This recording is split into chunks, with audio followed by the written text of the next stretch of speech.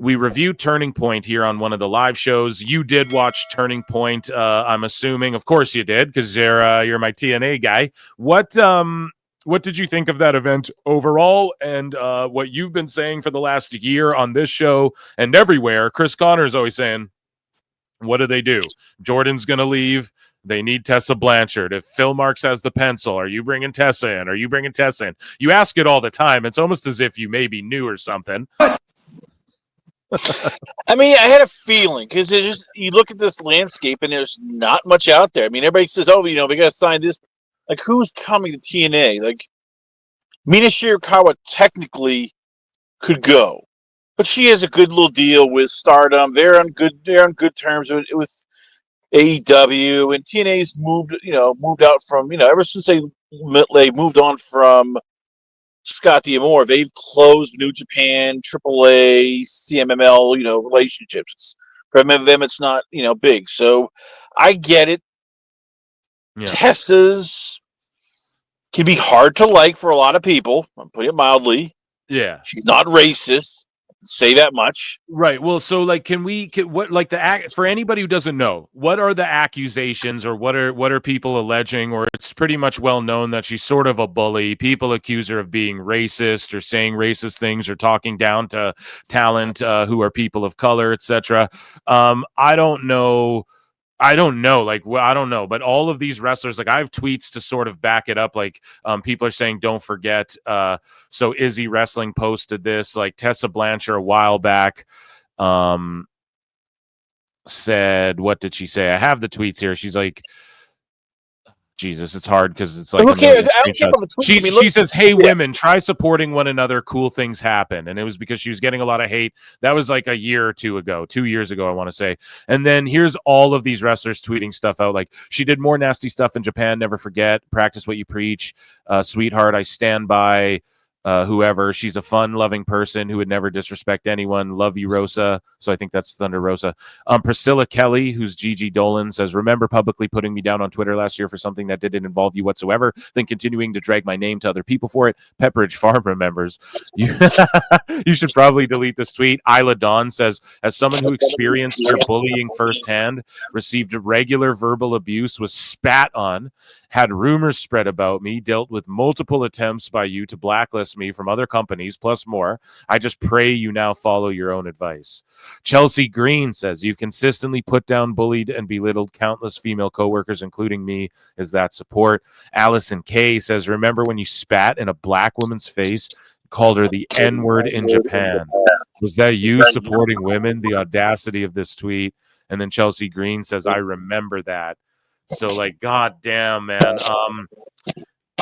So listen, I'm all about second chances. I'm all about people being able to redeem themselves. When people show you their true colors, oftentimes it's their true colors. However, it doesn't mean you can write everyone off, right? Like, there's people who get addicted to meth who turn around and really end up helping people. There are people who murder people, say they're reformed, and then end up with a body in their freezer a month later. And you know what I mean? So who knows? But all I'm saying is that that's the old news. Chris, you're saying, I don't think she's racist, and I think she gets a bad flack for all of that, or a bad reputation rather for all of that, and we should give her a second chance. Well, the racist part here's what, and Brian BQ said it best. She was dating Ricochet, who's black. She married Ricochet. Yes, she dated him when they were both in WWE. They dated for a while. I forget, she dated Pentagon Jr. and Ray Phoenix's brother. She married him and moved to Mexico. So she's racist. Yes, racist. Yeah. Worst racist I've ever known.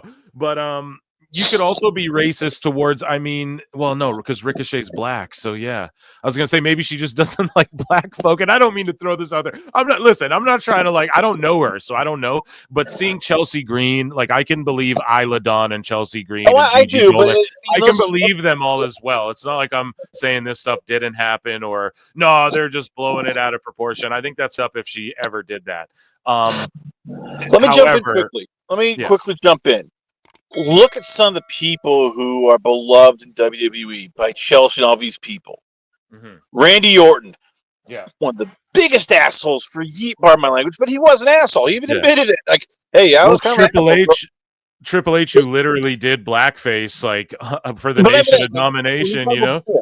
We talk about that, like Orton, Michaels, Stone Cold Steve Austin. You've had, CM Punk assaulted somebody. Were we forgetting about that? We've Brock Lesnar. As I said, you can go on JBL, who all of a sudden now everybody wants to work with the Indies. I mean, this is pro wrestling. It is, unfortunately, there's bullying that goes around. You have alpha males, alpha females. They don't like a lot of these people. If they smell weakness, they will bully you. But at the end of the day, it's a business, and so Tessa Blanchard brings a high skill that TNA needs and high profile. Everyone's talking about it.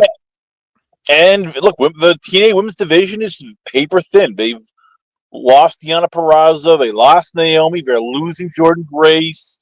The Inspiration, Tennille Dashwood, Chelsea Green. I mean, they've hemorrhaged talent. So, look, and this isn't like her, and they brought her on. Yeah, and this isn't something like, listen, if she spit on a black person and called them the N-word, that is like reprehensible, but it's not like something you cannot come back from. It's not like a Chris Benoit situation where like literally people like don't have lives anymore, but yes, that is, if she did do that to someone, that is dehumanizing them for sure. I would just say hopefully she's taken the steps to. Someone else said, Chelsea Green tweeted out randomly about this as well, that wasn't included in this, where Tessa Blanchard was like, I just hope people can move on and da-da-da-da-da. And Chelsea Green was like, the only thing she's never said is like, I'm sorry to the people it matters to, so I think if she did like an I'm sorry tour, it would do her a lot of good. Especially if she means it, if she actually means it. And even if she doesn't fully mean it, it still is like at least showing signs of improvement. I don't know, man. Okay. All I'm going to say is this. Let's give her a chance. And I'm looking forward, if Tessa Blanchard hears this, listens to PWT Confirmed. No, I'm just hoping, though, we get a tweet from Chelsea saying, Tessa did reach out to me. It's not like everything she's done is forgotten, but she did try to make amends with people, and that, I would love for whoever she spit on, for her to contact her and say, I'm a piece of, and I apologize.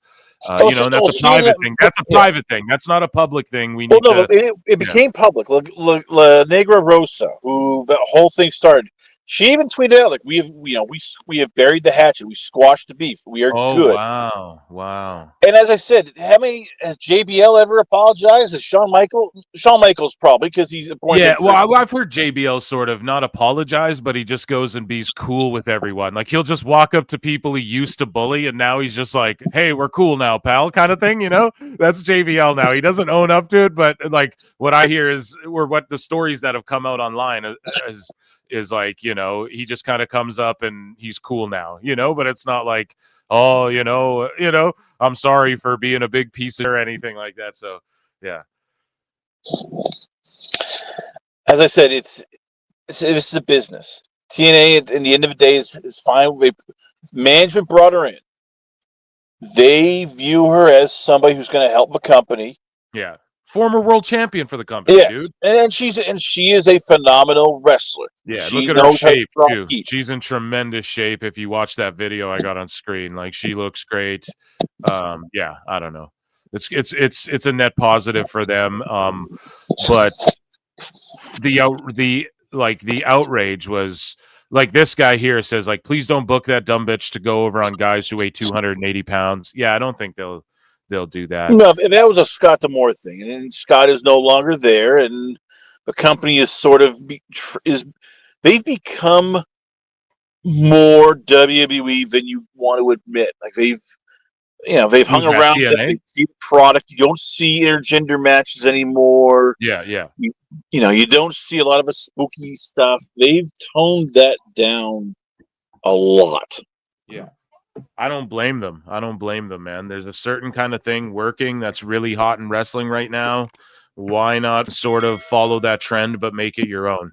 Like TNA is at least coming up with their own storylines, and they have their own characters. Like they have TNA wrestlers that I like, and that are like on the show week to week, you know? So I mean, that's working. Follow that, you know? So I don't blame them for doing that. But yeah, hopefully something. I don't know, man. And Jordynne's working with her. Like, I'm interested in Jordynne versus Tessa. Take all the outside of the ring, out of this, right? Let's just look at Tessa and Jordynne. Like, fuck, that's a phenomenal match.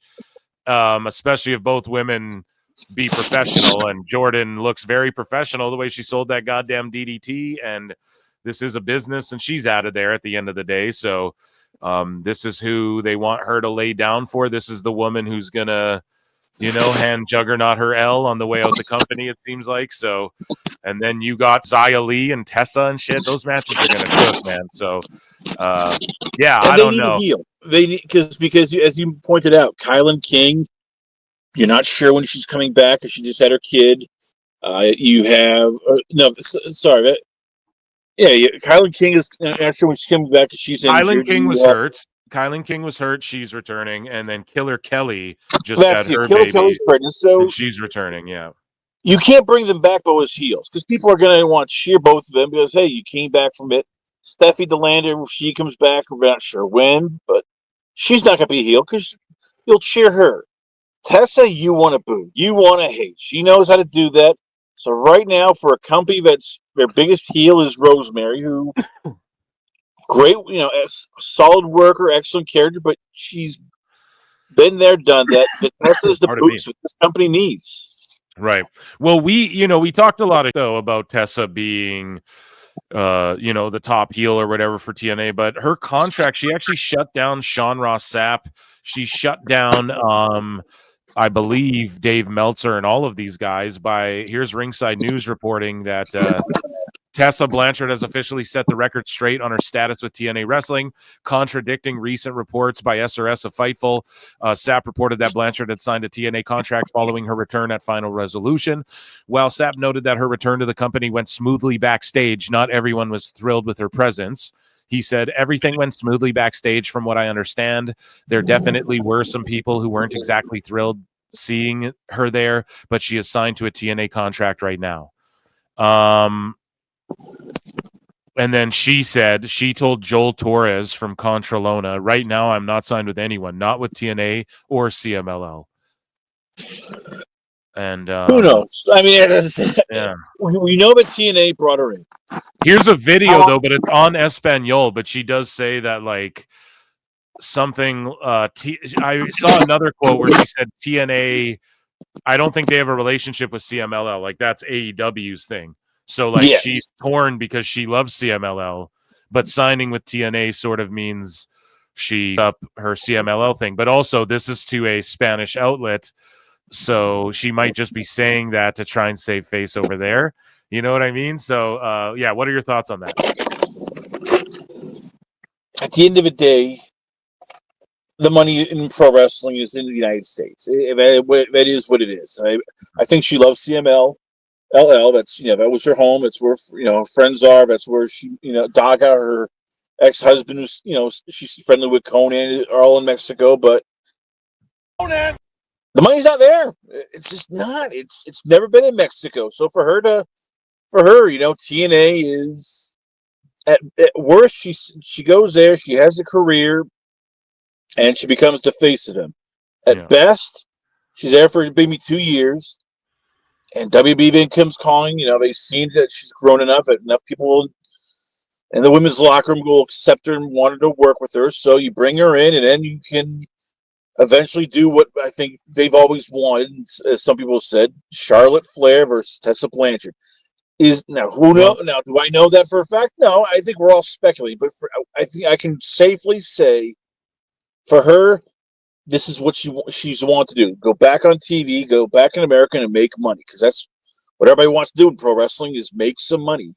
Yeah, she just had to dip out and wrestle in Mexico for a while till that heat blew over. But speaking of heat and speaking of WWE, we have a WWE legend from the Harlem Heat, Booker T, who gives his thoughts on Tessa Blanchard's return to TNA. Shout out the Hall of Fame podcast, and shout out Brad Gilmore, and of course the five-time WCW champion. Some news out there that I did see, just to switch gears. Tessa Blanchard is back in TNA. And the thing is, man, I've already seen criticisms. I just want to put this out there. I've already seen criticism of Tessa Blanchard being back and people still wanting to try to cancel her. Man, y'all get off of it, man. Get off of it. You know, and the thing is, if something was said, if an apology was made and fences were mended, you know, we should be able to move on. One thing about certain things, just say, for instance, that get out there in the social media sphere, everybody know about it, but don't nobody really know what's going on. That's what's really, I'm serious. 100%. Everybody know about the story, but don't nobody know what's going on. Because, you know, I just like say, for instance, I had two girls at Reality Wrestling that had beef. And I said, man, you need to straighten this out. You need to squash that beef. On social media, perhaps social media had picked it up.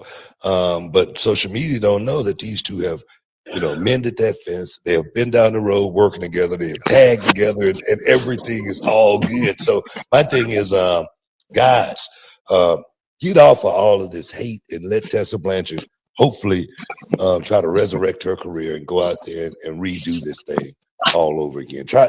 Let's just look at it as that, a redo. Let's look at it. Yeah, dude. That. Well, look.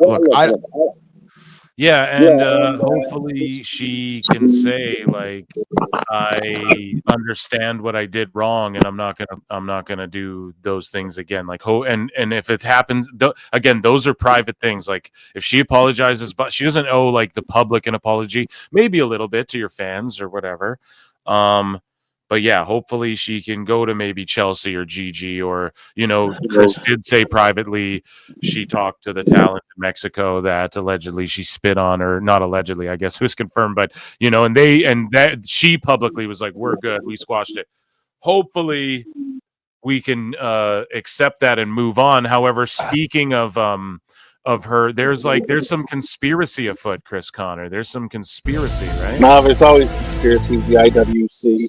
Dave Meltzer talked about how Tessa Blanchard was scooped up by TNA for WWE. I know what he said. He said it's a trial run that eventually, you know, this could lead to WWE if they feel that she can behave herself, and it's speculating. And look, you got to think. I don't think Dave is stupid. I think he knows exactly what he likes to do. He likes to ruffle the feathers, get everybody hot and bothered when it comes to WWE and TNA. If you notice, when it's AEW, he is pro AEW. He knows where his bread is buttered. When it comes to everybody else, he's just ruffling feathers, throwing stuff out there. There's always a bunch of idiots who'll pay $14.99 to pay for it. And actually, it's $7.15 right now. Black Friday sale, $7.24. Black Friday sale. I'm not good at math, clearly, but I'm Dave Meltzer. That's the point. The best guys, Tony Khan. The best guys, Tony Khan. Chris Connor. So yeah, basically you nailed it though. Dave is saying that essentially TNA's scooping her up for WWE, and my whole thing is anything with negative connotation or negative surroundings, Dave has been attributing to WWE lately. That's my conspiracy theory on top of his conspiracy theory. And who knows, maybe they are putting her there for a trial run and then they'll bring her in sort of Jordynne Grace style. I'm down with all of that. But again, yeah, I just hope she mends her fences behind the scenes, like Booker's saying. Booker said it. He's a legend for a reason.